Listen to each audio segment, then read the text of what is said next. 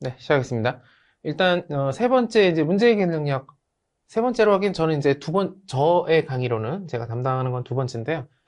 챕터 3가 엄청 크게 써 있는데 이제 세 번째 문제 해결 능력입니다. 일단 이 파트에서 이제 앞서서 교재 구조가 이제 모듈형이 있고 그다음에 피셋형이 있죠.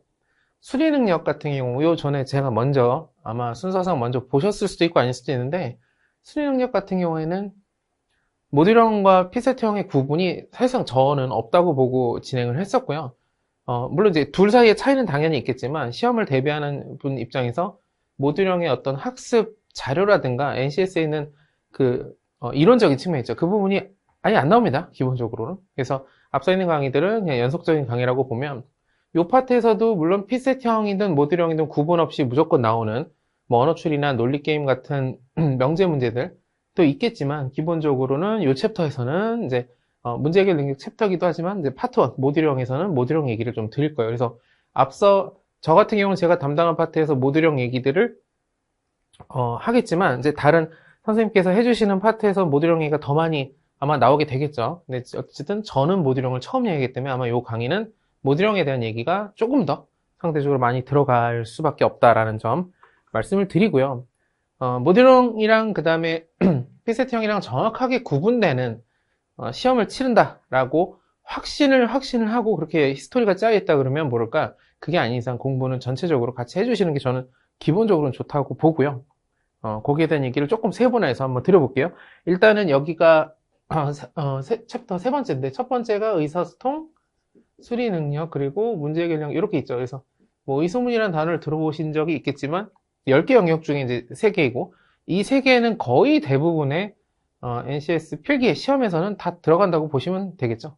전부 다라고 하기엔 예외가 분명히 있습니다. 수리 능력이 안 들어가는 시험도 본 적이 있고 벌써 NCS가 굉장히 오래 됐고 저도 아주 오랫동안 NCS를 좀 봤기 때문에 안 들어가는 챕터도 시험도 있었습니다. 워낙 많은 회사들이 각자들의 기준을 가지고 또 외주를 줘서 문제를 만들다 보니까 이런 경우가 의사소통이 안 들어가는 경우는 저는 한 번도 못 봤는데 어쨌든 제가 함부로 무조건 100% 들어간다라고 얘기할 수 없을 정도로 정말 다양한 NCS 안에서도 엄청나게 많은 시험들이 있기 때문에 각자 전부 다 다른 시험이고 심지어 A라는 회사가 상반기, 하반기 시험이 또 전혀 다른 시험이 나오기도 합니다. 물론 영역이 바뀌지는 크게 않겠지만 시험 자체가 이게 대체 같은 시험인가? 라는 생각이 들 정도로 달라지는 경우도 입찰에 따라 있습니다. 그래서 그런 것들을 생각했을 때 생각하더라도 이 세 개는 거의 들어가고요.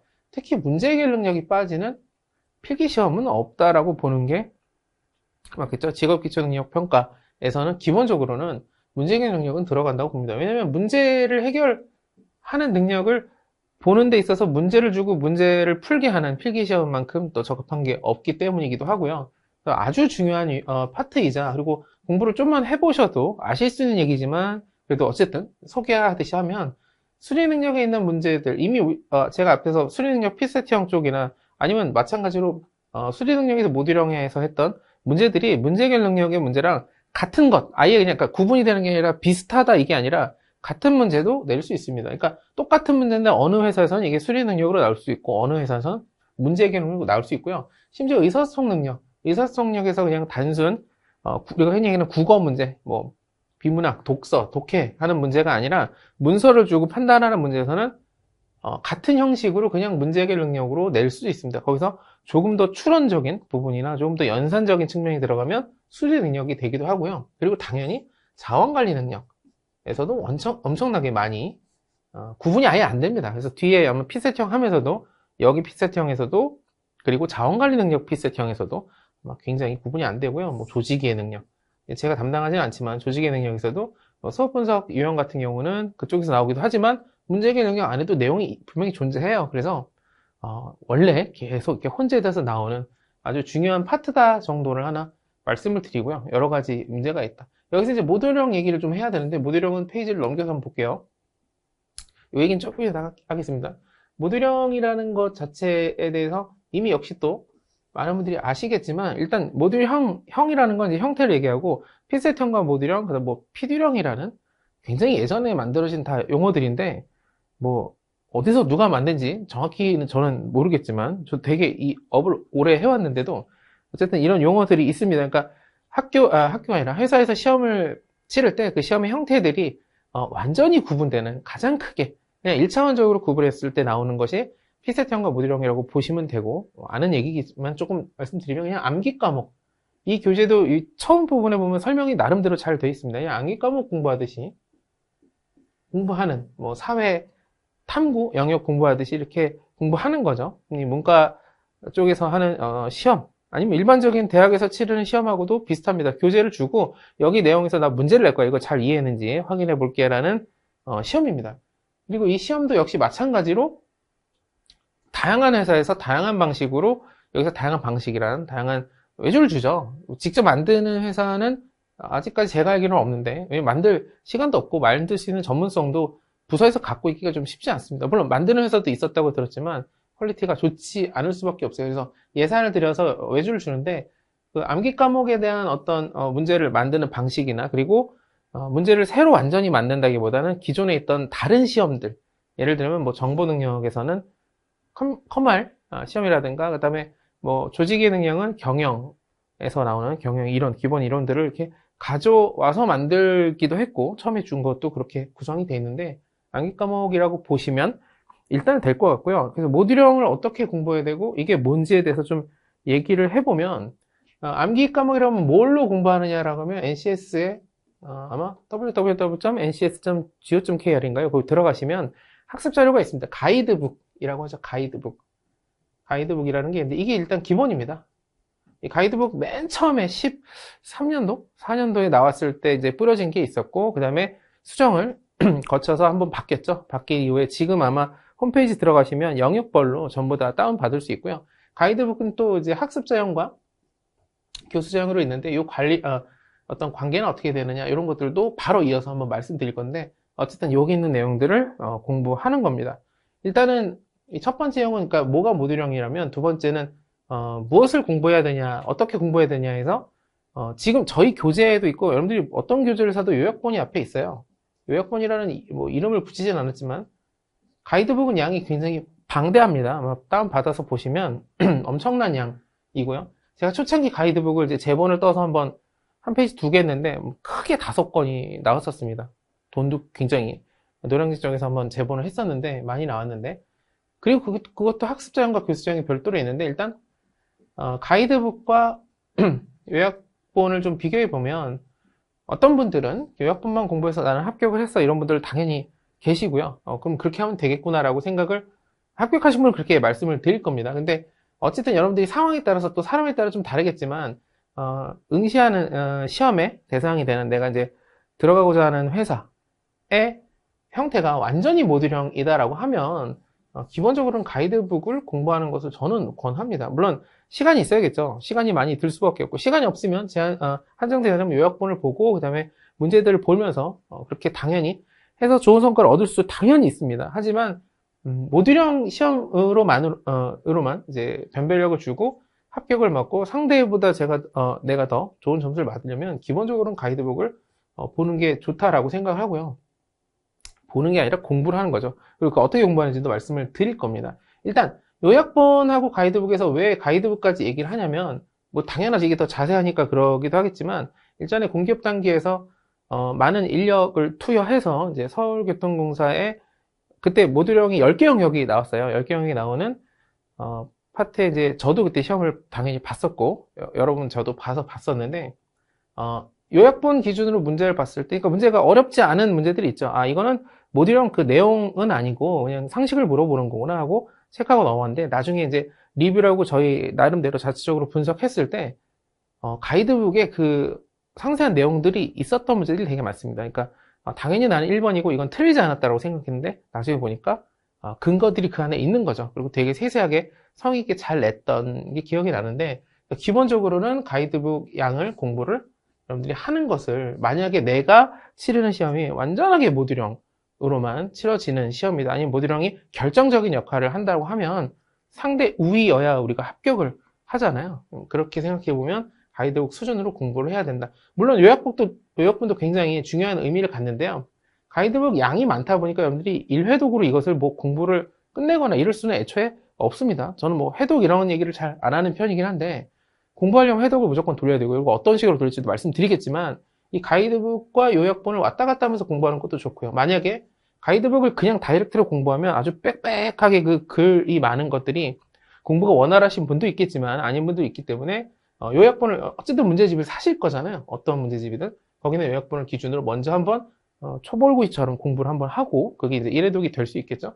그리고 그걸 토대로 가이드북을 가거나 아니면 가이드북 공부하고 다시 회독을 늘릴 때 요약본으로 가거나, 그리고 요약본에는 또 문제들이 잘 되어 있습니다. 그래서 문제들을 보면서 크로스 체크하고, 물론 가이드북에도 문제가 있습니다. 여러분들이 그 다운받으면 문제가 있는 것들이 별도로 있을 수 있고요. 그래서 이걸 회독을 왔다 갔다 하는 용도로 두 가지를 동시에 보되, 아까 앞서 말씀드렸지만 모듈형이 메인인 시험이 아니다 그러면 당연히 요약본 정도를 공부하시면, 여기서 요약본이랑 그냥 우리 교재입니다. 우리 교재도 아주 잘 돼 있어요. 어느 교재든 제가 봤을 땐 비슷비슷합니다. 그 내용들을 보면서 해당하는 문제들을 보고 넘기셔도 좋고요. 그리고 그게 아니라 내가 모듈형에 대한 시험이 아주 중요한, 모듈형에 대한 아주 중요한 시험임에도 불구하고 시간이 없으면 요약본을 봐야겠죠. 그게 아닌 이상 가이드북을 좀 권합니다. 가이드북을 권한다는 게 어떻게 보냐, 어떻게 하겠느냐라고 얘기하면, 그리고 하나만 더 할게요. 학습자형과 교수자형이 있는데 거의 포함 관계예요. 포함 관계. 교수자형이 학습자형 내용들이 다 갖고 있습니다. 그래서 만약에 공부를 한다고 하면 사실 어느 거로 공부해도 공부량이 워낙 많다 보니까 일단은 처음 공부할 때는 저는 학습자용을 예전에는 권했었고요. 근데 교수자형이 포함 관계이기도 하고, 교수자형에는 그런 포함 관계라고 하면 학습자에 없는 내용이 있어야 되는데, 그 앞서 있는 어떻게 교수자형이 이제 가르치는 사람용이죠. 저희 같은 사람들을 위한 내용인데 그 내용은 사실 필요 없고, 실질적으로 문제 내용에 보면 예시들, 사례들이 좀 몇 개가 있고, 예전에 사례들 중에 제가 본 사례들 중에서는 그 문제가 나왔는데 문제 지문에 나와 있는 내용이 학습장에는 없고 교수장에 있는 지문이 나온 적도 있었습니다. 그러니까 제가 나온 적도 있었습니다라고 얘기하는 게 워낙 많은 시험이 있고요. 시험마다 또 다르게 구성이 되는데, 그런 사례들을 그 당시에 저희가 조금 더 이제 복원을 많이 하던 시점에는 많이 확인이 됐기 때문에, 그래서 학습자형보다는 교수자형도 한번 공부한다 그러면 이걸로 공부하는 것이 좀 낫다라는 생각도 들고요.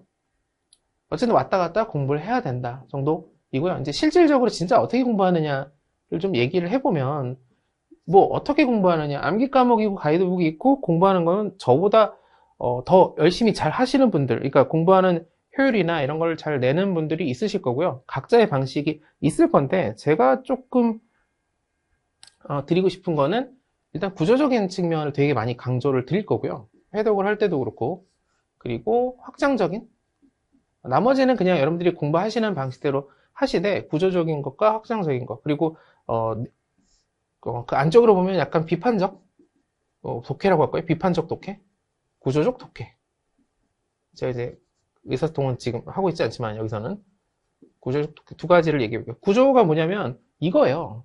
그러니까 여러분들이 공부하면서 내용을 이해하고 막 외우고 이렇게 할 때 하더라도 결국은 내가 지금 하는 게 그 위에 있는 위계가 있을 거잖아요. 여기 보면 대분류, 중분류, 합격자는 아니죠. 대분류, 중분류가 있고요. 예를 들면 복습을 하거나 아니면 여러분들이 시험장에 가서 이제 내가 다시 한번 마무리를 질 거야. 그러면 저는 이런 목차이죠. 목차라든가 분류를 보는 것을 굉장히 권하는데, 예를 들면 크게 보면 문제 해결 능력 얘기가 처음에 나오고 사고력 얘기가 나오고 문제 처리 능력이 나옵니다. 공부가 안 된 상태에서는 이걸 읽어도 크게 의미가 없겠지만, 공부가 된 상황에서는 그래, 사고력에서는 크게 세 가지가 나왔지. 창의적 사고, 논리적 사고, 비판적 사고. 창의적 사고에 해당하는 개발 방법에는 이런 것이 있었지. 논리적 사고는 이런 것이 있었고, 비판적 사고는 이런 게 있었고, 요 내용은 비판적에 대한 얘기였고, 요거는 창의적이고, 요거는 뭐 논리적, 이렇게 구분하는 거죠. 이걸 보면서 연상을 하는 겁니다. 그 내용에 어떤 게 있었는지, 이런 것들이 이따 문제 풀면서 결정적인 역할을 할 겁니다. 지금 제가 말하는 것만 들었을 때는 조금 모호하실 수 있지만, 제가 이 뒤에서 설명하기 위해서 이 얘기를 한다고 생각하고 좀 들으시면 좋을 거고요. 문제 처리 능력은 이런 절차가 있어요. 이렇게 순서가 있습니다. 이것도 이따 말씀드리겠지만, 순서라든가 흐름에 따라서 교재가 구성이 되어 있습니다. 저희 교재도 그렇지만 기본적으로 가이드북을 보면은 그런 목차라든가 구조라든가 이런 거에 굉장히 딱딱 들어맞아 있게 되어 있습니다. 근데 그게 가시적으로 그렇게 좋지는 않아요. 보면서 이런 위계에 맞춰서 내가 정리하는구나, 이게 잘 안 돼 있는 편이긴 한데, 그리고 그런 부분들이 문제를 내는 사람 입장에서 오답을 내게 되게 좋은 형태들이 있다는 거를 이따가 한번 말씀을 드려볼 건데요. 구조적인 측면을 계속 좀 신경 쓰면서 보는 겁니다. 위계. 얘랑 그렇고. 그다음 두 번째는 확장인데 확장은 문제 보다 보면 여러분들이 시험을 보면 가이드북에 없는 내용도 무지막지하게 나옵니다. 아까 얘기했던 예를 들어 정보 능력 같은 경우에는 커말 문제들, 엑셀 함수들이 나오고요. 그 커말 문제들이 여기 그 가이드북에도 있습니다. 스프레드시트라고 해서 그 뒷부분에 보면 유형이 있긴 있지만 어쨌든 그 내용을 다 담고 있지는 않아요. 그래서 커말을 따신 분들한테 많이 유리하게 나오는, 유리한 게 아니라 공부하냐 안 하냐에 따라서 맞추고 못 맞추기 때문에 등장했으면 공부가 돼 있어야지만 맞는 문제. 그 다음에 조직의 능력 같은 경우도 경영 문제들이 되게 많습니다. 그 얘기는 여기 가이드북에 아예 한 번도 언급 안 된 내용들도 나옵니다. 그래서 그런 것들이 문제집으로 이제 극복을 해야 돼요. 문제집으로 극복하게 되면 아니면 경영 이런 걸 공부하거나 문제집으로 극복하게 되면 거기 있는 용어들 같은 경우는 추가적으로 여러분들이 얼마나 검색이 잘 돼 있습니까? AI도 있고 검색 툴이 많기 때문에 그런 걸 통해서 어떤 단어를 보면 그걸 확인하거나 아니면 가이드북에서도 되게 성의 없다는 표현은 좀 그렇고 그냥 문구만 주고 이게 뭔지 제대로 설명 안 하는 게 있어요. 그런 것들은 확장해서 공부를 조금 넓혀나가는 방식으로 공부를 하는 것이 시험장에서 여러분들께 큰 도움이 되기 때문에 이런 정도 얘기를 했고요. 비판적 독해, 구조적 독해는 아마 계속 얘기했지만 구조적 독해는 방금 얘기한 거랑 비슷합니다. 이게 어디 있는 내용이지? 어디쯤이었지? 여기서 다뤄지는 내용이지? 라든가 지금 내가 어디쯤 왔고 이 얘기가 여기가 아니라 요 단계에서 하는 얘기구나. 위치를 판단하는 거고요. 비판적 독해가 되게 저는 중요하다고 보는데 물론 이 내용도 저보다 더 공부를 이런 암기 과목 공부하는데 특화되신 분들 그 다음에 아예 난 이런 거 없이 완벽하게 난 준비할 거야 하시는 분들도 많이 계신다고 알고 있지만 비판적 독해는 뭐냐면 어떤 글을 읽었을 때 워낙 다양한 이 10개 영역이라는 거는 되게 많은 내용들이 이렇게 좀 짜집기라는 표현은 되게 지금 폄하하는 내용처럼 보이지만 하여튼 굉장히 많은 것들을 담고 있게 만들어져 있습니다. 이 내용은 여기 거고 이 내용은 여기 있고 이런 것들을 처음 만들 때 죄송합니다. 세계를 만들 때 여러 가지 것들을 가져오다 보니까 어떤 한 사람이 이 내용을 다 이해하는 것은 제가 봤을 땐 되게 어려워요. 모듈형을 많이 강의를 해봤던 저는 당연히 아무것도 아니고요. 더 좋은 훌륭한 선생님들도 이걸 전 분야를 다 판단하는 게 되게 어렵습니다. 그러다 보면 어떤 일이 발생하냐면 예를 들어 A라는 얘기가 나오고 이 A에 대한 얘기를 들으면서 내가 이해하는 게 있겠죠. 이거구나 이렇게 이해하면서 물론 글 써 있는 걸 외우기도 하겠지만 내가 이해하는 것이 있는데 그 밑에 항목 중에 보니까 충돌이 일어나는 게 있을 수 있어요. 아니 이 얘기가 맞아? 라는 것들을 여러분들이 무비판적으로 받아들이는 게 아니라 이 얘기가 맞아 라고 했을 때 거기에 물음표를 찍고 인지를 해야 된다는 겁니다. 왜 인지를 해야 되냐면 시험장에서 만나면 그때 물음표가 생길 거거든요. 아니면 헷갈릴 겁니다. 이 얘기는 이따가 문제 보면서 아마 제가 이 첫 번째 시간 내내 이 얘기를 계속 하게 될 거예요. 그래서 나름 1번, 2번, 3번에서 잘 얘기를 했는지는 모르겠습니다만 이 내용들을 좀 말씀을 드릴 거고요. 다시 한번 이 얘기를 왜 했냐면 제 담당에서의 첫 번째 모듈형 실제 모듈형에 가까운 내용입니다. 수시 능력은 이 내용을 할 이유가 없었기 때문에 안 했던 거고요. 그래서 여기 챕터는 모듈형 전체에 대한 내용을 같이 드리면서 진행을 하려고 합니다. 마지막으로 내가 보는 시험이 모듈형인지 아닌지를 어떻게 판단하냐는 이미 일단 첫 번째 히스토리가 있겠죠. 수많은 데이터들이 있기 때문에 이에서는 모듈형에 이런 것도 있고요. 그 다음에 입찰 공고나 이런 것들을 잘 찾습니다. 나라장터나 이런 거에서 많은 분들이 이미 어디서 이번에 출제하는지 그 기간을 보고 판단하는 경우도 되게 신빙성 있고 높습니다. 그리고 마지막은 채용 공고나 우리가 직업 기초 능력에서 어떠한 영역을 내가 출제할 것이냐는 출제 범위가 있는데 거기에 자기 개발 능력이나 제가 담당하지는 않지만 직업 윤리 이런 것들이 들어가게 되면 이건 100% 모듈형에서밖에 출제할 수 없습니다. 필기 시험인데 거기서 너희 직업 윤리를 보겠어 그러면 그거는 이제 어쩔 수 없이 모듈형이다. 직업 윤리가 이제 필기 시험이 아니라 면접이나 이런 데서 항목이 들어가 있는 경우가 있습니다. 그러면 그런 경우는 관계가 없지만 대인관계 능력 이런 것들이 필기 시험에 있다 그러면 그건 분명히 모듈형에 있는 내용이고요. 그럼 모듈형을 공부를 해야 됩니다. 그러면 예를 들면 의수문 해가지고 의사소통, 수리 능력, 문제 해결 능력이 있고 그 다음에 만약에 밑에 대인관계 능력이 있다. 그리고 조직이의 능력이 있다. 그러면 이 대인관계 능력 하나 때문에 나머지도 물론 나머지에서 수리 능력은 빼겠지만 문제 해결 능력도 지금 저희가 하는 내용들을 여러분들은 반드시 공부를 해야 된다고 저는 생각을 하고요. 그 공부하는 시간이라든가 아니면 모듈형이 안 나올 것 같은데 그러면 최소 요약본이라도 잘 되어 있습니다. 잘 되어 있는 교재들을 우리 교재도 아주 아주 훌륭하지만 보면서 공부를 하시면 되겠습니다.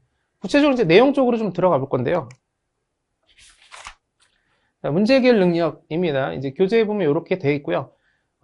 첫 번째 보면 이렇게 뭐랄까요, 뭐 이름이 있겠죠. 이렇게 1을 이렇게 이런 식으로 쓰지 않고 그냥 이렇게 썼으니까 좀 더 위에 있는 하위가 아니라 상위 개념의 그 위계입니다. 위계를 꼭 얘기를 드릴 건데 문제 해결 능력이 나옵니다. 이게 뭔지를 얘기하는데 문제 해결 능력의 의미에서 읽어보시면 당연히 좋고요.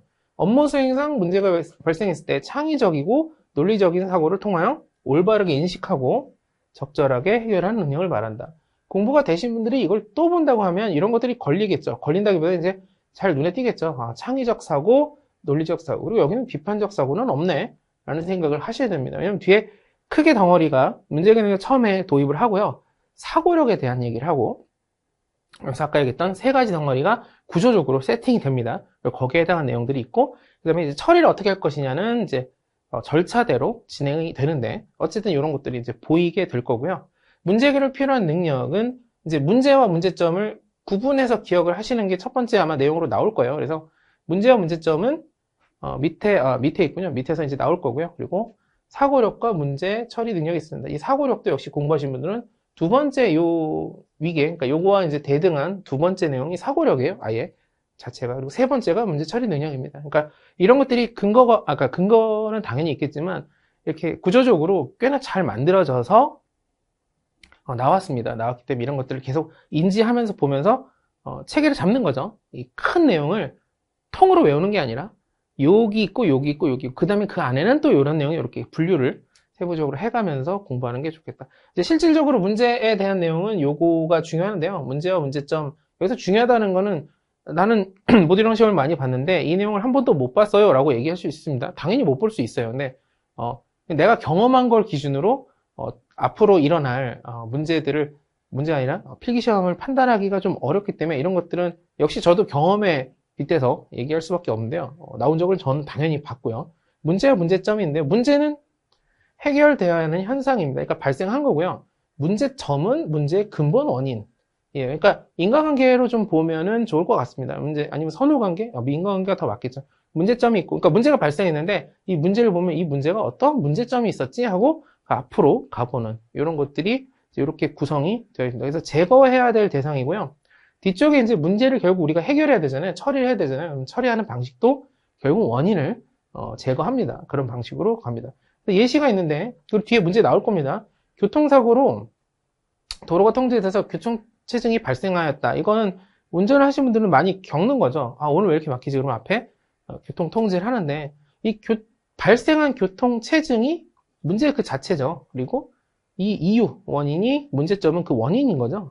예, 교통사고로 인한. 그러니까 인과관계라고 좀 보시고 구분하시면 좋을 것 같습니다. 물론 완전히 인과관계라면 인과관계라고 써놨을 건데 물론 인과관계라고 볼만한 글들이 있겠죠. 근데 어쨌든 해당하는 문제에 맞춰서 이따 또 나올 거니까 보시면 좋고요. 저는 내용을 지금 다 설명드리진 당연히 않을 거예요. 그리고 제가 강의만 들어서 이 내용이 난 다 이해가 돼서 그런 건 아니고요. 공부를 여러분들이 하실 때 이런 포인트를 좀 주안점을 뒀으면 좋겠다라는 얘기들을 물론 이건 지금 내용을 얘기했지만 말씀드리면서 가겠습니다. 합격생 픽은 매우 여기 중요하다고 돼 있지만 아주 중요하게 생각을 해주시면 좋겠고요. 이 교재가 가장 어떻게 보면 다른 교재에 비해서 좀 더 저는 좋다고 생각하는 부분이 이런 부분입니다. 창의적 문제와 분석적 문제가 있는데 읽어보시면 당연히 크게 흐름이 두 가지로 이제 잡힐 거예요. 그래서 읽어보시면 되고요. 저 같은 경우에 조금 더 신경이라 좀 인상적으로 보였던 부분은 해답 수입니다. 예, 답의 수가 적고 그러니까 답이 어느 정도 정해져 있다는 거죠. 한정되어 있다. 그리고 여기는 답이 정해져 있는 게 없어요. 그러니까 어떻게 보면 읽다 보면 이제 이게 좀 더 좋은 거 아니야? 라던가 이게 조금 더 좀 우호적으로 글이 써있다 이런 생각이 들 수도 있습니다. 이게 그렇다는 얘기는 아니고요. 근데 여기 보면 해답의 수가 많다면 골치 아플 수도 있겠죠. 오히려 더 어려운 내용일 수도 있다. 주요 특징 같은 거 되게 중요하게 보면 좋을 것 같은데요. 예를 들어 주관적, 직관적, 감각적, 정성적 이런 것들이 창의적. 그러니까 위를 읽었다 그러면 아마 잘 받아들여질 거고요. 분석적도 읽었다면 이렇게 받아들여지고 또 여기 6개고 여기 6개니까 하나하나씩 매칭시켜보면 반대적인 측면이 있습니다. 그래서 이 두 가지를 기억을 하면서 구분을 하는 것이 좋고요. 저는 여기 조금 튀게 봤는데 개별적과 특수성은 좀 그래도 좀 비슷한데 개별적이다, 그다음에 일반적이다, 제너럴하다는 거죠. 공통성이 있다. 이들끼리 비슷비슷하다. 그래서 어떻게 보면 일반적으로 정해진 틀이 정해진 문제라고 하면 여기는 좀 더 넓고요. 특히 이런 앞에 4개 여기까지가 저는 유사하게 봤고 뒤에는 개별적과 특수성은 조금 동떨어지는데 이 얘기를 왜 드리냐면, 그리고 이건 저 개인적인 의견 한번 드려봅니다. 나는 여기가 좀 6개 중에 2개가 조금 튀는 것 같아 라는 게 이제 비판적으로 여러분들이 문제를 공부하는 방식이라고 좀 보는데, 만약에 문제가 나와서 자 이게 창의랑 분석에서 분석에 해당하는 게 뭐냐 하고 뭐 이런 걸 써놓겠죠. 그리고 이런 특수성 같은 걸 넣어보거나 아니면 개별적 같은 게 들어가게 되면 저는 헷갈릴 것 같다는 얘기인 거죠. 이게 창의였을까 아니면 분석이었을까? 물론 공부가 되신 분은 그리고 보면서 저걸 왜 헷갈려라고 얘기를 당연히 하실 수 있습니다만, 여러분 기준에서 하는 겁니다. 나는 이거 조금 여기가 아니라 이거랑 좀 구분이 안 되는데, 그럼 그런 것들을 체크하고, 대신 거기서 체크하고 끝내는 게 아니라 이런 측면 때문에 얘가 일반적인 거고 개별적인 거니까 이쪽으로 좀 넣어줘야겠구나라는 것들을 보정을 하면서 공부를 하는 겁니다. 기본적으로는 어느 정도 텍스트고 내가 지금까지 쌓아온 사고, 그 다음에 뭐 배경 지식들이 많이 여러분들 영향을 당연히 미칠 수밖에 없고요. 그런 것들을 배제한다기보다는 그걸 활용해서 문제를 공부하는데, 내가 아는 상식으로는, 아니면 내가 지금 읽었던 느낌으로는 이건 좀 안 맞는 것 같은 데가 생길 수 있어요. 그리고 생기면 그런 부분들은 반드시 체크하면서 공부를 해야 됩니다. 왜 공부해야 되냐면 당연히 그러니까 공부해야지가 아니라 시험장에서 이게 이렇게 안 해놓고 문제를 보잖아요. 그때도 또 충돌이 일어납니다. 시험장에서 충돌이 일어나면 골치 아프겠죠. 이게 뭔지 구분이 미리 되어 있어야 하기 때문에 그런 걸 신경 쓰면서, 그러니까 무비판적으로 읽는 게 아니라 이런 것들 구분할 때도 명확하게 2개가 구분되는 방식으로 공부를 하시면 좋겠다 라는 거 한번 예시를 드는 겁니다. 여러분들이 이걸 이렇게 해야 된다, 요 내용을 그렇게 해야 된다 라기보다는 공부하는 방식을 조금 말씀을 드리는 겁니다. 역시 또 나오죠. 중요. 이제 발생형 문제, 보이는 문제 이런 것들이 나오는데요. 크게 3개죠. 그러니까 업무 수행에 따른 문제 유형입니다. 많이 나오는 편입니다. 발생형, 그 다음에 탐색형, 설정인데요. 내용을 읽어보시면 구분하기가 크게 어렵진 않습니다. 발생형은 이미 일어난 거죠. 그러니까 우리가 아는 흔히 아이고 문제가 발생했어 그러면 이제 요거죠. 그리고 탐색형 문제는 지금은 아닙니다. 눈에 보이지 않는 문제예요. 그러니까 지금은 아니라는 게 내가 인지를 아직 못했다는 거죠. 문제가 이미 있을 수 있고 아니면 아직은 없는데 문제가 이제 생길 수도 있다, 이런 형태가 됐고요. 설정 문제는 완전히 좀 다르죠. 이 2개랑은 다릅니다. 설정 문제는 아예 장래 경영 전략에 대한 문제라고 해서 이 문제라는 단어를 셋이 공유는 하고 있지만 완전히 구분해서 여러분들이 보시면 이해할 수 있고요. 제가 드리고 싶은 얘기는 이런 겁니다. 발생형 문제하고 옆에 가로치고 보이는 문제라고 되어 있는데 탐색형 문제라고 찾는 문제, 설정형 문제, 미래 문제입니다. 그럼 보기에 예를 들어 발생형 문제가 1번, 2번이 찾는 문제, 3번이 설정형, 4번이 미래 문제 이렇게 돼 있을 수 있다는 거죠. 그러니까 이게 가로치고 이거에 대한 설명을 하는 역할을 하기도 하지만 동시에 보기에는 얘네들이 위계 없이 동등하게 이렇게 섞여서 나옵니다. 그래서 이런 것들을 다 연결지어서 보시면 좋고요. 특히 밑에 보면 설정 문제 같은 경우는 창조적 문제까지 나와요. 그러니까 보기에 창조적 문제가 나오면 이게 발생형과 탐색형과 창조적이 같이 보기에 나올 수도 있다는 얘기입니다. 그러니까 이거를 구분하는 것들을 여러분들이 잘 정리를 해 놓으시면 된다. 그래서 설정 문제는 이제 경영 전략, 그리고 위에 보면 발생 문제는 또 그 안에도 이탈 문제, 일탈 문제, 그리고 미달 문제로 또 분류된대요. 그러니까 다시 그럼 보기에는 탐색 문제, 미달 문제, 뭐 창조 이런 것들이 같이 섞여서 나올 수 있다. 그러면 이거는 여기 위에 있는 하위 개념이고 아니면 여기서 분류되는 것들이 여러분들이 구조적으로 잘 정리가 되어 있어야 된다 입니다. 그래서 일단은 발생 문제는 이제 문제가 발생했고요. 원인 지향적 문제죠. 그러니까 원인을 또 제거하면 됩니다. 원인 지향적 문제고요. 그냥 여기로 넘어가서 여기 보면 목표 지향적 문제라고 있죠. 뭔가 좀 대비되는 상대적으로 이제 구분되는 내용이기 때문에 이런 것들 여러분들이 보시면서 인지하기가 좀 좋다. 탐색형 문제는 보면 여기도 3개나 있네요. 잠재 문제, 예측 문제, 발견 문제라고 있고요. 여기는 나와 있지 않지만 밑에 이제 표에 보면 이 개선이라는 단어가 저는 되게 많이 제 그냥 경험상입니다. 문제를 봤을 때 탐색형 문제에서는 개선이라는 단어가 좀 많이 껴 있습니다. 그러니까 탐색형만 다시 보면 지금 눈에 보이지 않는데 이대로 두면 손실이 따르거나 결국 해결할 수 없는 문제가 된다. 그러니까 발생할 수 있다는 거죠. 그래서 잠재되어 있는 거라든가 아니면 예측을 해야 되거나 발견해서 하는 문제들이 있는데 이것들에 대한 내가 어떤 것을 개선한다도 이 탐색형 문제, 계산해야 되는 대상 또 역시 요거로 볼 수가 있습니다. 문제를 보시면서 아마 나올 거라고 보고요. 그 다음에 뭐 위치적으로 현재, 과거 이런 것들도 구조를 이해하는 데 도움이 됩니다. 그런데 어쨌든 이것들을 구분을 확실하게 해주고 이 용어는 여기 거라는 것들을 좀 정리를 해주면 좋을 것 같습니다. 5번에 문제 해결을 위한 기본적 사고인데요. 이런 것들도 역시 그냥 봐주시면 되는데 그러니까 문제 해결을 위한 기본적 사고라고 해서 뭐 좋은 얘기들이 있을 건데요. 읽으면서 저 같은 경우는 예시입니다. 전략적 사고 그래 필요하지 하고 보는데 상위 시스템과 다른 문제가 어떻게 연결되어 있는지를 생각하는 것이 전략이라고 라는 제가 처음에 읽었을 때는 이런 것들이 좀 충돌이라기보다는 와닿진 않았습니다.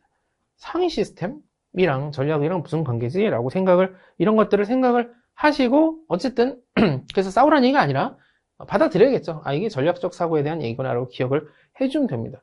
이거 없이 문제를 여러분들이 봤는데 보기에 1번 전략적 사고하고 이게 써 있으면 이건 옳지 않은 것 같은데 이렇게 고를 수도 있다는 거죠. 왜? 제가 읽었을 때 그렇게 생각했다면 문제를 시험장에서 봤을 때도 그렇게 생각할 수 있는 상황이 확률이 있기 때문에 그걸 미리미리 점검한다라는 것도 아까도 얘기했던 비판적 독해랑 비슷합니다. 분석적은 나눈다 뭐 다 좋고요. 보시면 되겠습니다. 이런 한 예시로 드린 거예요. 여러분들 이걸 신경 쓰세요가 아니라 저는 그랬었는데 여러분들도 읽으면서 충돌이 일어나는 것들은 체크하고 서치하고 그다음에 어느 정도 선에서는 받아들이고 이렇게 정리를 하면 되겠습니다. 방해 요소죠. 그러니까 이런 것도 중요한 게 방금 전에 뭐가 있었냐면 문제 해결을 위한 그러니까 문제 해결의 우호적인 내용이라면 여기는 방해되는 겁니다. 이런 것들은 문제 해결이 방해된다. 그러니까 앞에 있는 내용과 이 뒤에 내용이 뭐 섞여서 나올 수도 있겠죠. 좀 어려운 문제는 아니겠지만 이런 걸 보시면 되고요. 여기서도 제가 그냥 개인적으로 말씀드리고 싶은 건 이런 것들이에요.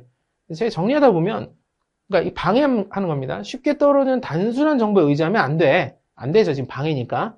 근데 너무 많은 자료를 수집하려고 해도 안 돼. 그래서 이렇게 자연스럽게 읽을 수도 있겠으나 동시에 이 두 가지는 조금 상대적인 내용처럼 보이죠. 너무 단순하게 하면 안 돼. 그러니까 너 열심히 자료 좀 열심히 찾아야 돼 라고 생각했을 때 근데 그래도 안 돼 라고 하면 둘이 과연 공존할 수 있는 얘기인가? 둘이 대치되는 내용이 아닌가? 이렇게 생각이 저는 들었었습니다. 제가 이제 자연스럽게 들었다기보다는 저도 공부하면서 이런 것들은 뭐 수업을 한다던가 아니면 뭐 제가 이제 공부하는 입장에서는 수업하기 위해서 했던 거니까 이런 것들이 충돌이 일어나는 거 아니라고 저는 생각했었고 그런 것들이 보기에 이렇게 자연스럽게 나왔을 때 여러분들이 그때 가서 이거 충돌이 일어났는데 둘 중에 하나는 답이 아니겠군 하면 위험하겠죠. 이런 것들을 좀 얘기한다. 어쨌든 거기에 대한 그러면 이게 충돌하지 않은 이유를 얘기해줘 라고 얘기한다면 얘는 이제 읽고 이렇게 밸런스를 맞춰서 가져가는 게 중요하고요. 충돌이 일어난다 자체를 인지하는 거가 오히려 더 좀 중요하다고 생각합니다. 다 맞는 얘기겠죠. 일단 다음 또 이제 중요한 합격생 픽인데요.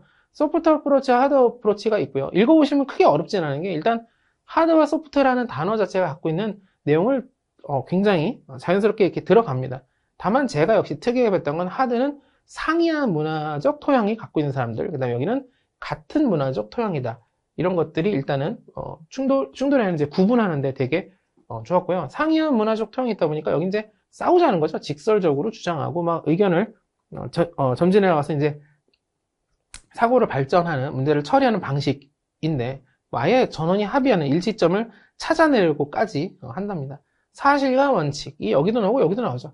이런 게 여기서는 참 강조가 되는구나. 합리적이지만 이런 얘기들을 읽어보시면 되고요. 소프트는 반대로 이제 직접적으로 표현하지 않으니까 애둘러서 표현하는데 이게 뭐 좋을 때도 있겠으나 그러니까 상황은 위에 이제 나와 있죠. 서로를 이해한다. 아주 좋지만 문제 해결에 방해가 되지 않을까 이런 생각도 하면서 보시면 됩니다. 그래서 타협과 조정. 물론 여기도 타협과 조정을 하겠지만 어쨌든 전원 일치까지 좀 간다고 하면 이 단어와 소프트와 하드를 보면서 여러분들이 구분하시기가 좋을 것 같고요. 근데 원래 이 두 개만 있는 건 아니고 바로 밑에 이 퍼실테이션이 같이 나옵니다. 아마 교재 봤을 때도 그러니까 여기 아니라 가이드북 기준으로 봐도 나올 건데 퍼실테이션은 몇 번 봤습니다. 시험장에서도. 그러니까 객관식으로 여기 들어갈 게 뭐냐라고 했을 때 설명을 주고 퍼실테이션이 있는 경우를 좀 봤는데 촉진, 촉매 같은 역할인 거죠. 그러니까 의사결정을 잘하도록 도와준다가 좀 핵심인 것 같습니다. 돕는다. 그래서 뭐 창조적인 문제 해결을 도모한다 등등이 있고요. 여기 보면 소프트와 하드 중에서는 저는 소프트에 더 가깝다고 처음 공부할 때 인지를 했었는데 어쨌든 구분이 되니까 따로 이름이 있겠죠. 그래서 이걸 읽으면서 얘네들하고 구분점도 읽어가면서 보시면 됩니다. 결론은 제3자가 결론을 도출하는 게 아니라고 하죠. 말 그대로 도와주는 역할인데 와가지고 이제 주객이 전도돼서 야 니네 이런 식으로 이렇게 방향을 끌고 가는 게 아니라 잘 진행되도록 도와주는 어떤 윤활유 역할 아니면 이제 정촉매 역할을 한다고 보면 되겠습니다. 역시 읽어보시고 내용에 대해 공부를 하셔야 됩니다. 제가 여러분들이 강의만 듣고 퍼시스턴시 뭔지 완전히 이해했어 이런 게 아닙니다. 공부를 이런 식으로 해야 된다를 말씀드리고 있는 거라고 생각해 주시면 되겠습니다. 자, 두 번째인데요. 아까 기억나실지 모르겠지만 크게 이제 세 덩어리입니다. 문제 해결 능력이 이런 거야 라고 하고 사실 이런 거야 할 때 이 뒤쪽으로 나올 것을 어느 정도 스포일러를 했고요. 그리고 이제 사고력 그리고 이제 뒤쪽에 문제 처리 능력 이렇게 크게 구분이 되어 있고요. 사고력은 당연히 문제를 해결하는데 기본 요소겠죠. 생각을 해서 생각을 좀 하란 말이야 라는 느낌처럼 해서 하는데 여기 1번 창의적, 2번 논리적, 3번 비판적으로 진행이 됩니다. 여기는 이제 넘버링을 그대로 이렇게 진행했는데 그리고 교재에서도 그런 식으로 좀 가이드북에서도 진행이 되어 있습니다. 근데 여러분들이 구분을 명확히 해줘야 돼요. 이게 창의력, 이거는 논리적, 비판적. 다 서로 좋은 거 아니야? 좋은 게 좋은 거지만 문제 풀 때는 구분을 하셔야겠죠. 그래서 창의적입니다. 창의라는 거에 대해서 우리가 알고 있는 어떤 이미지가 있는데 역시 이것도 제 기준에서 말씀드려보면 새로운 정보를 만드는데 이게 아예 없는 거를 만드는 걸 창의적이라고 생각들을 좀 하실 수 있습니다. 근데 그게 아니라 이미 알고 있는 경험과 지식을 해체하여 다시 만드는 조합 또는 결합. 조합이라고 제가 얘기했는데 이제 이 내용이죠. 정보와 정보의 조합이 창의적 사고의 특징이다. 그러니까 아예 인류에 없는 완전히 새로운 걸 만드는 걸 창의라고 물론 부를 수 있겠죠. 그럴 수 있겠지만 기존에 있는 정보들을 결합해서 새로운 게 만들어진다 라고 보면 됩니다. 그러니까 그게 뭐가 충돌이냐라고 얘기하시는 분도 있겠지만 그냥 임의적으로는 기존에 있는 것들을 이렇게 붙여도 이것도 창의적인 거라고요? 라고 얘기한다면 맞습니다. 그런 것들에 대한 내용들이 있고요. 그리고 새로운 가치. 저는 이제 요거에 좀 집중을 했었는데 처음 공부할 때는 그러니까 새로운 것도 중요한데 가치가 있어야 된다는 거죠. 창의적이다라고 하면 기존에 없는 새로운 거지만 또 아무 의미 없는 전혀 상관없는 제가 예를 들어 뒤를 돌아서 강의를 한다던가 이쪽을 보고 강의를 한다던가 이러면 새롭지만 아무런 가치가 없습니다. 그래서 그런 가치가 있는 것이 창의적이다 이런 것들을 생각하면서 공부하시면 좋습니다. 창의의 느낌은 이렇고요. 이것도 마찬가지로 왜 이렇게 얘기했냐면 창의에 대해서 창의적인 건데 이건 창의적이 아닌 것 같은데 정보랑 정보를 단지 조합해서 기존에 있는 것들을 만들어서 한 게 무슨 창의냐 이런 생각이 들 수 있다. 들 수 있다는 것을 인지하고 각 개인에 맞게 신경 써서 이건 창의가 맞아라고 생각을 좀 조정하거나 하는 게 좋습니다. 아주 맨날 나오는 친구죠. 브레민이 아니라 브레인스토밍. 자유연상법이라고 되어 있는데요. 창의적 사고를 개발하는 방법이나 아니면 이제 창의적 사고를 하기 위해서 이제 이런 것들을 사용하는데 자유연상법이라고 있습니다. 브레인스토밍은 너무 유명해서 여기 보면 이런 게 나오죠. 비판, 엄금, 자유분방, 그리고 질보다는 양, 결합과 개선. 네 가지인데요. 특히 이제 이런 것들이 특징적이죠.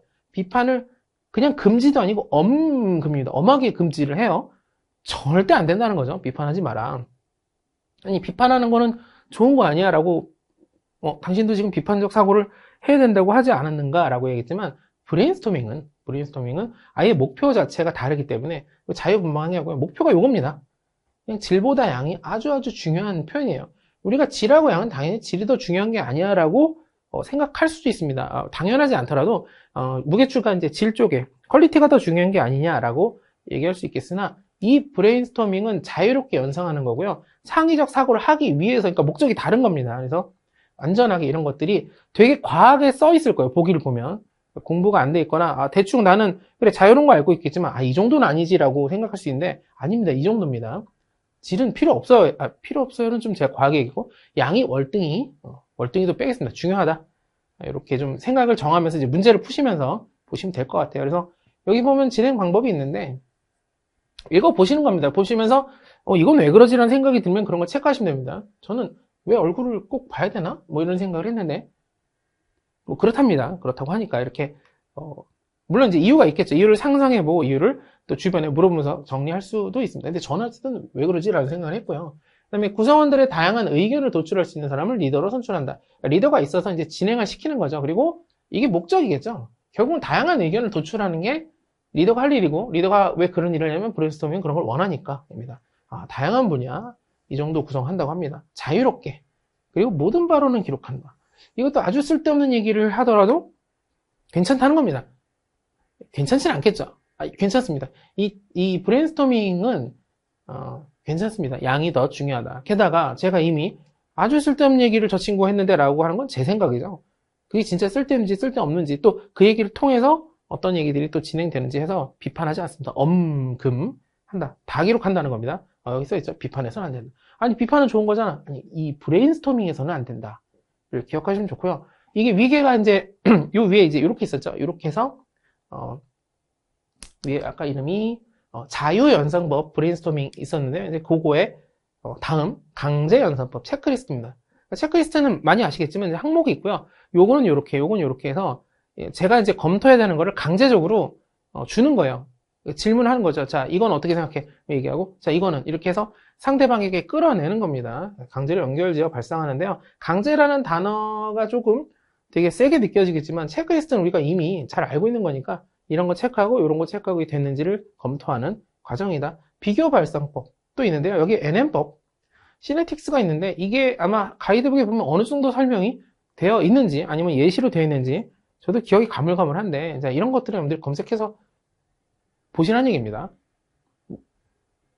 너가 알려줘야지 이렇게 생각하실지 모르겠지만 이런 게 이제 확장적으로 공부를 저는 이제 당연히 검색을 예전에 해보고 했는데 큰 차이도 없었고 어쨌든 어떤 느낌인지는 정확히 알겠고 결국은 제 기억에 남았던 건 비교 발상법이라는 거죠. 그러니까 닮은 사례들을 가지고 문제를 푼다. 이런 것들이 되게 이미지만 남겨놓고 하도 예전에 봐서 뭔지 여러분께 막 줄줄줄 설명할 수 없습니다. 일본의 어떤 누가 만든 건데 이런 것들이 얼핏 기억나지만 그런 것들 여러분들이 검색해가면서 어느 정도 확장하면서 문제를 보시면 좋겠습니다. 결국은 세 가지예요. 방금 체크리스트가 있었고 강제연산법, 그 다음에 자유연산법, 브레인스토밍, 그 다음에 NM법이나 시네틱스가 이게 뭔지도 보시겠지만 결국 이게 어디 묶여있냐면 비교 발상법에 묶여있다. 보다 훨씬 중요한 내용은 이 내용은 지금 어디 있었냐면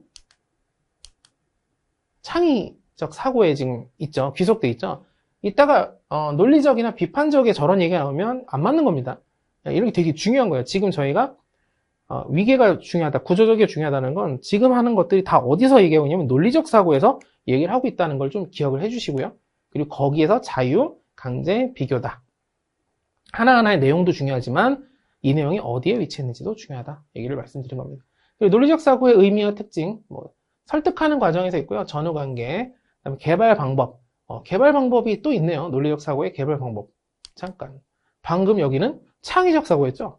자, 넘어왔습니다. 이거 얘기를 안 할 뻔해요. 논리적 사고입니다. 이제는 두 번째입니다. 두 번째라고 제가 지칭을 아예 할게요. 논리적 사고는 설득하는 과정이고 방금 했던 창의적 사고랑은 둘 다 좋은 거겠지만 구분을 정확하게 여러분들이 하셔야 됩니다. 우리는 문제를 풀어야 되기 때문에 논리적 사고를 개발하는 방법. 아까 저쪽에서는 창의적 사고를 개발하는 방법은 브레인스토밍, 자유연상법, 그 다음에 비교, NM법, 그 다음에 체크리스트, 강제연습법이 있었죠. 이런 것들을 여러분들이 계속 생각을 해서 구분해 줘야 되고요. 여기는 피라미드 구조가 있습니다. 피라미드 구조와 방법. 이런 식으로 이제 정리를 하는데 이게 방금 제가 했던 약간 구조랑 좀 비슷하네요. 어쨌든 이게 뭐냐, 이 피라미드 구조가 뭐냐 보다는 이게 지금 어디서 얘기하고 있냐면 논리적 사고에서 얘기하고 있다는 걸 꼭 좀 기억을 해 주셔야 됩니다. 이런 것들이 섞이면 보기에 1번 체크리스트, 2번 NM법, 3번 피라미드 구조와 뭐 이런 게 나오면 얘는 성격이 논리적 사고로 아까 걔네들과 구분할 수 있다. So what? 또 마찬가지예요. 여기 2번이라고 되어 있네요. 방금 피라미드와 똑같은 같은 위계에 있는 내용입니다. 그래서 뭐죠? 자문대답하면서 의미를 추가적으로 찾아가는 논리적으로 제가 논리적으로라는 얘기를 왜 했냐면 그쵸, 이 얘기는 논리적 사고에 지금 구성되어 있는 그 하위에 있는 얘기입니다. 비판적으로 넘어가죠. 세 번째입니다. 논리가 벌써 끝났어요. 세 번째. 비판적 사고에 대해서도 조금 그런 게 있는데 조금 그런 게 있는데는 무슨 말이죠? 조금 그런 게 있는 게 아니라 저도 충돌이 있었던 게 있는데 비판적 사고라고 하면 되게 꼬투리를 잡고 막 이런 거라고 생각할 수 있는데 여기 보면 이런 말이 있죠. 지엽적이고 시시콜콜한 문제가 아니라 문제의 핵심을 중요한 대상으로 한다. 그러니까 싸우고자 하는 게 아니다라는 얘기들이 어느 정도 있습니다. 그래서 그런 부분들도 역시 얘가 하고 싶은 얘기가 어떤 거냐. 그래서 보면 비판적 사고는 결국 적극적으로 분석하고 종합하며 평가하는 되게 좋아 보이죠. 능동적 사고다. 아, 이게 능동적이구나. 다른 건 능동적이지 않은가 이렇게 생각할 수 있겠지만 비판적 사고는 다시 한번 얘기하지만 비난하거나 헐뜯거나 아니면 한번 싸워보자 이런 내용은 아니다라는 내용을 어느 정도는 처음에 얘기를 하는 거고요. 그리고 이런 것들 비판적 사고를 개발하기엔 태도라고 했는데 동그라미 1번부터 10번까지 있어요. 다 외워야겠죠. 라기보다는 생각하면서 보는 겁니다. 아, 물론 외워야겠죠. 그죠? 모듈형을 준비하는 분들이면 외워야 되는데 이것도 이 10개가 다 비슷하게 느껴지시면 좋겠지만 예를 들면 저는 이런 것들 지적 호기심이 비판적 사고 이거 오히려 아까 논리적 사고는 아니 창의적 사고에 좀 가까운 거 아닌가? 이런 생각을 여러분들이 단어가 주는 나한테 주는 인상 물론 전혀 동의하시지 않고 당연히 이거죠 라고 생각하시는 분은 좋습니다. 제가 이거를 헷갈리라고 얘기하는 게 아니고요. 저 때문에 헷갈리셨으면 죄송하지만 어쨌든 그러고자 하는 게 아니라 여러분들 읽었을 때 아니 이게 비판적 사고의 내용인가? 논리적 창의적이랑은 비교하면 어떨까? 이런 생각들을 해보시는 게 좋다는 겁니다. 그리고 뭐가 맞겠습니까? 여기 써있는 게 맞겠죠. 지적 호기심, 객관성, 그래 비판적, 개방성, 비판적인데 오히려 창의적과 좀 어울리는 거야. 융통, 창의적과 지적 회의성은 맞죠. 회의적이다. 정직성, 그래 이런 것도 필요하고 체계에도 필요하지. 응? 체계성은 논리적 사고에 좀 더 가까운 거 이렇게 생각하실 수 있고 지금 제가 얘기한 게 틀리지 않을 수도 있습니다. 단 여기에서는 구성이 비판적 사고를 개발하기 위한 태도로 옳은 것을 고르셔야 하는데 체계성인데 그걸 지우면 안 된다는 얘기죠. 근데 지울 수 있는 위험성이 있다는 걸 스스로 인지했다면 읽으면서 아 이건 아닌 것 같은데 이런 거를 이제 공부하면서 계속 생각하시라. 지속성, 결단성 이게 좋은 거 아무거나 놓은 거 아니야 이렇게 생각을 하실 수도 있습니다. 제가 그렇다는 얘기가 절대 아니라 이런 거 아주 특징적이죠. 갑자기 이게 뭐 하나하나 단어들만 툭툭툭 던지다 갑자기 다른 관점에 대한 존중과 같은 태도. 아니죠. 여기죠. 다른 관점에 대한 존중. 뭐 그럴 수 있겠죠. 비판적 사고를 할 때는 기본적으로 존중을 가지고 너는 틀렸어 하고 비판적 사고를 하면 안 된다. 이런 것들도 여러분들이 얘기하면서 스스로에게 대화하면서 아 이렇게 해서 이거는 맞지? 라고 이제 받아들이는 방식들이 기억을 남기는 좋은 방법이다.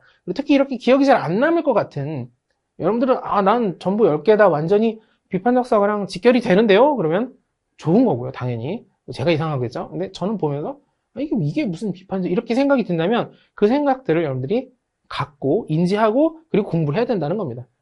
그러니까 계속 싸우라는 얘기가 아니라 결국은 받아들여야 되는데 나중에 보기에 이런 게 나왔을 때 제가 지금 든 생각이 그때도 날 수도 있다는 거죠.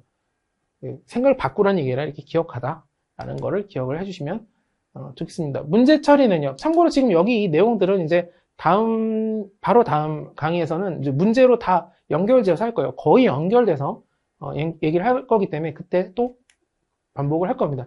이제 크게 보면 세 번째죠. 세 번째. 문제 처리 능력이 드디어 나왔습니다. 뭐 드디어라고 하는 건 굳이 할 필요 없지만 이제 강의 끝나간다는 느낌인데 이 강의 끝나간다는 느낌을 받는 것도 저는 구조를 알기 때문이고 여러분도 공부하실 때도 크게 맨 처음에 아까 처음에는 문제 해결 능력이 뭐였고 이게 문제고 이게 문제점이고 이런 거야 이렇게 설명한 다음에 그 다음에 사고력 얘기를 했죠. 지금 요 전입니다. 상호는 창의적 사고, 논리적 사고, 비판적 사고가 있었고 창의적 사고에서 아까 브레인스토밍 같은 거 했던 것 같은데 라는 것들을 기억을 계속 되살리면서 하는 거죠. 이 기억을 되살리는 걸 여러분들이 이걸 외워서 할 수 없으니 아까 얘기한 대로 첫 번째 페이지에 쓰던 대분류, 그러니까 목차를 보면서 이렇게 복습을 하는 겁니다. 이런 습관들이 굉장히 저는 좋다라고 보고요. 그게 왜 좋은지는 제가 좋다고 하니까 여러분들이 좋다고 생각하시면 안 되고 문제를 풀면은 인지가 좀 될 거고 여러분들이 시험장 가서 문제를 맞닥뜨리면 알게 됩니다. 안타까운 건 시험장에서 맞닥뜨려봤자 복원이 안 되기 때문에 모듈형 같은 경우 이런 경우가 많아요. 쉬웠어. 하지만 틀렸는데 알지도 못하는 경우도 되게 많습니다. 그런 경우는 문제를 저희는 복원해 보니까 나왔다는 거죠.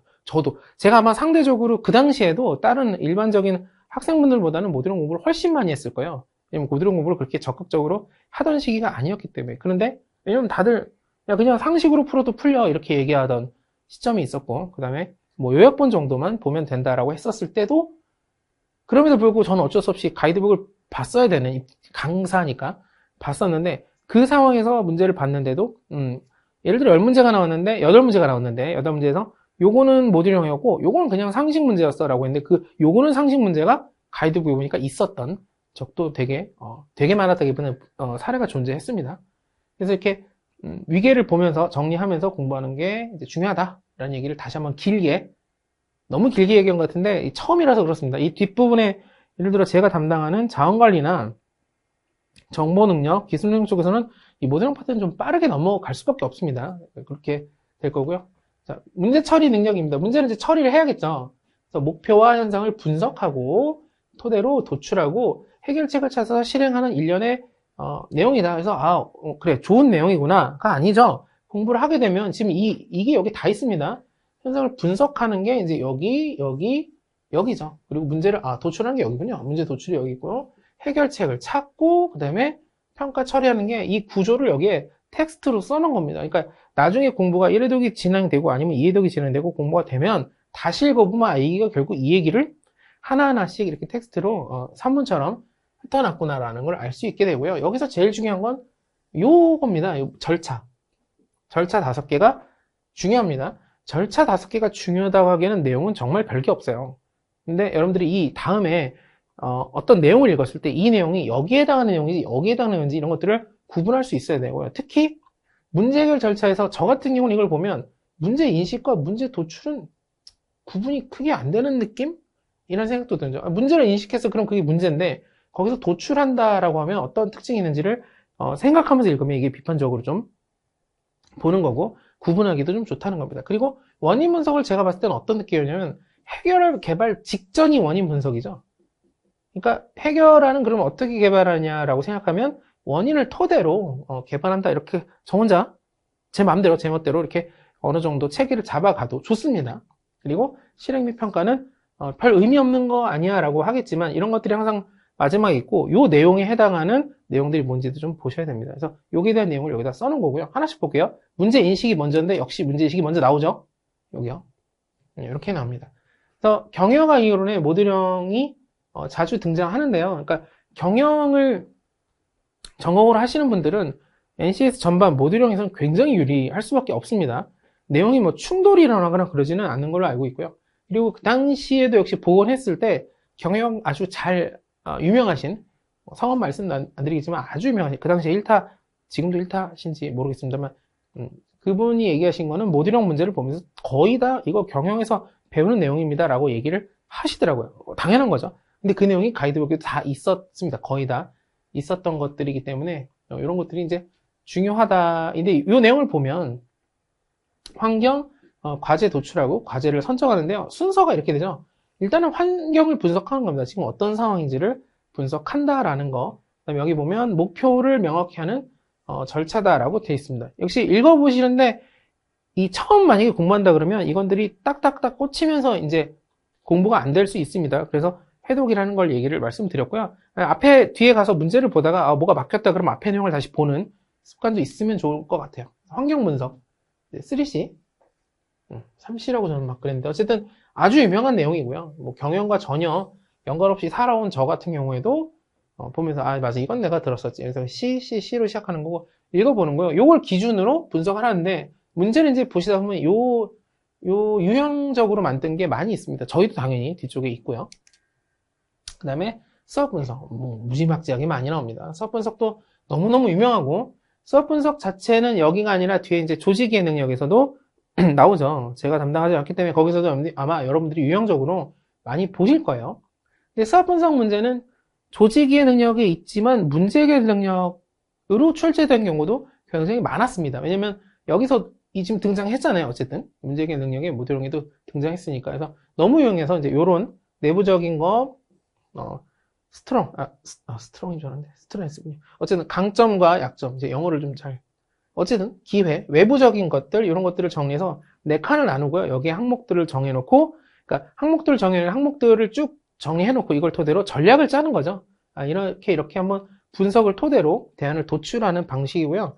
이런 것들은 그냥 이론에만 있고 실전에서 안 쓴다고 생각을 저는 했었는데 직장 생활을 그래도 한 5년 넘게 했었습니다만 하더라고요. 실제로 수업 분석을 어쨌든 하더라고요는 뭐 그랬다는 얘기입니다. 그래서 요 내용들을 이제 기준으로 문제를 보시면 좋을 것 같고요. 이제 실질적으로 요 내용을 보는 거는 크게 의미 없고 문제가 어떻게 출제되는지를 이제 보시면 될 것 같습니다. 문제 도출이 2번째였습니다. 2번째 2단계 제가 이렇게 말씀을 드릴게요. 여기는 2단계라고 안 써있지만 그런 거 계속 생각하면서 또는 확인해 가면서 보면 되겠죠. 문제 도출해서 제가 궁금했던 거는, 아니, 문제 파악하고, 뭐, 원인 분석하고, 문제 도출하고 대체 어떠한, 위계가 있지? 이런 게 조금 헷갈렸어요. 얘는 대체 뭐 때문에 요 단원을 따로 냈을까라고 봤는데, 여기 보면, 명확하게 한다? 이렇게 제가 이제 받아들이면 그렇게 볼 수 있겠죠. 어쨌든 앞쪽에서 이제 선정된 문서를 분석해서 해결할 것이 무엇인지 명확하게 한다. 이 앞에 단계에서 넘어가는 인과관계와 구조를 파악하는 단계다라는 내용도 있고, 이 뒤에 구체적으로 이제 뭐가 나오냐면 로직 트리가 나오죠. 로직 트리도 아주 많이 나오는 편입니다. 아주는 빼겠습니다. 많이 나오는 편. 많이도 빼겠습니다. 종종 나오는 편인데요. 요게 이제 로직 트리는 이름에서도 알 수 있다시피 나무 모양이고요. 이제 보면 나무가 이렇게 자라진 않지만 옆으로 이제 여기가 뭐 땅이다 그러면 이렇게 해서 가지가 이렇게 펼쳐지는 그런 형태라고 생각하면 되고요. 만약에 문제에서 이걸 냈는데 이게 뭡니까? 라고 하고 여기 보면 나무 모양 나오면 트리가 로직 트리 말고는 아마 없을 겁니다. 내용에서. 이런 것들을 이용하면 좋고요. 그래서 이렇게 분석해서 이렇게 간다가 중요한 게 아니라 제 생각은 여기서 제일 중요한 건 뭐냐면 로직 트리에서 제일 중요한 건 뭐냐면 로직 트리가 두 번째 단계 문제 도출해서 나왔다는 겁니다. 그러니까 여러분들이 이 어떤 단계에 하나가 예를 들어 아까 뭐 체크리스트, 뭐 브레인스토밍, 그 다음에 뭐 3C, 수학 분석하고 로직 트리가 있다고 했을 때 다음 중에서 문제 도출 단계에서 활용하는 어떤 툴이 뭔지 고르시오 그러면 로직 트리를 골라야겠죠. 그러니까 이게 어디 위치에 있는지가 그래서 중요하다는 얘기입니다. 그렇게 문제가 꼭 나온다는 얘기는 당연히 아니지만 그렇게 기억을 해주는 게 밸런스 있게 워낙 많은 내용들을 여러분들이 정리정돈이 돼주는 방식으로 해주면 좋을 것 같아요. 그래서 읽어보시면 크게 어렵지 않고요. 뭐 로직이기 때문에 당연히 인과관계들, 원인, 그 다음에 이거의 근본적이니까 한쪽으로 좀 들어가면서 파고드는 거죠. 여기 있네요. 파고든다. 든지 구체화하는 방식이다. 역시 문제로 뒤에 있을 겁니다. 그럼 세 번째입니다. 세 번째 단계 원인 분석 단계죠. 원인 분석 단계. 그러니까 제 기억이 맞다면 원인 분석은 그 다음이 해결안을 이제 방안을 작성하는데 그거에 대한 바로 직전 단계니까요. 원인이 그만큼 중요하다. 그래서 근본 원인을 도출하고요.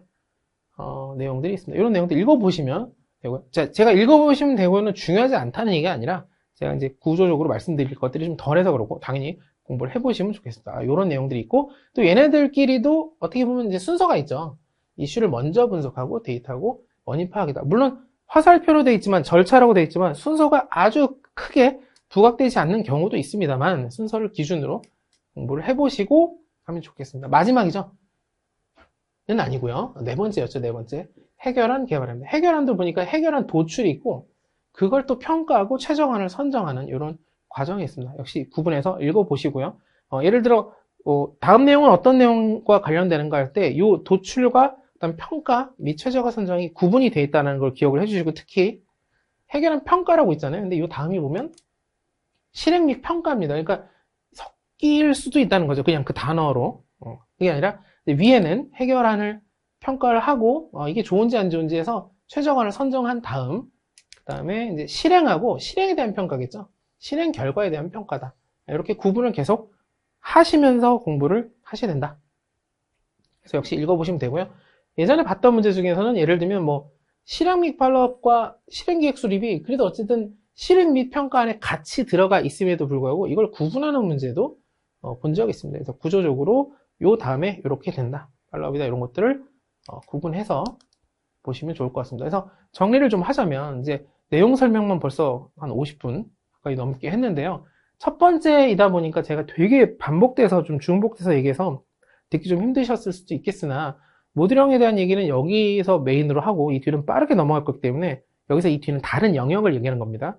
문제 해결 능력은 분명히 피셋형이라든가 아니면 지금 우리가 한 가이드북에 있는 학습자 뭐 이런 이론적인 내용들이 메인인 영역은 원래는 아닙니다. 아님에도 불구하고 메인 영역은 오히려 제가 하지 않는 뭐 자기개발, 대인관계, 조직이의 직원 이런 부분들이 좀 많이 이 내용들이 있을 건데요. 그런 부분을 공부하시는 분들께서도 문제 해결 능력과 같이 제가 말씀드린 것과 그 다음에 다른 강사님이 해주시는 말과 종합해서 공부를 하되 결국은 이 내용이 어디에 있었는지가 저는 제가 얘기하는 한 가지 중요한 포인트였고 두 번째는 비판적 독해. 이거 아닌 것 같은데 이건 좀 이상하잖아 라는 생각이 지금 들었다면 시험장에서 들 수 있다. 그러면 미리 그걸 대비를 하라는 얘기입니다. 그래서 그런 것들을 체크하면서 보고요. 아까 얘기했던 구조적인 거, 그러니까 회독이 들어갈 때 한 번 읽고 여러분들이 좋은 성적을 낼 수도 당연히 있습니다. 그러나 어쨌든 모듈형으로 붙는 시험에서는 비교 우위를 여러분들이 상대적 우위를 가지려면 회독을 늘리는 데 있어서는 똑같은 걸 여러 번 보기보다는 아까 얘기했대로 가이드 보고 학습자형 보고 그다음에 뭐 이런 요약본들, 그러니까 요약이라는 건 문제집에 있는 걸 보고 뭐 교수형도 보고 이렇게 보고 그다음에 목차를 한번 쭉 보면서 정리하는 것도 아주 중요하다. 예전에 이제 현강을 많이 할 때는 목차 위주로 좀 설명을 많이 드렸었습니다. 그래서 그렇게 복습하는 습관이 들면서 공부가 들어가면 좋겠고요. 바로 이어서 지금 한 내용들이 그런 문제를 어떻게 적용시키는지와 그다음에 그 외적인 문제들, 아까 얘기했던 언어 추리 문제라든가 명제 문제라든가 이런 것들을 문제를 보면서 정리 드리도록 하겠습니다. 다음 강의에서 뵙겠습니다.